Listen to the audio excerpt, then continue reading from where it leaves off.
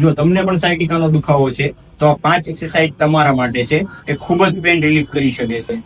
પહેલી એક્સરસાઇઝ, જેમાં ઓશિકા અથવા કોઈ પણ રૂમાલને ગોળ વાળીને પગની નીચે આવી રીતે મૂકવાના છે અને પેશન્ટને આવી રીતે નીચે દબાવવાનું કહેવાનું છે અને એમને પેશન્ટને 5 સેકન્ડ સુધી દબાવવાનું કહેવાનું છે.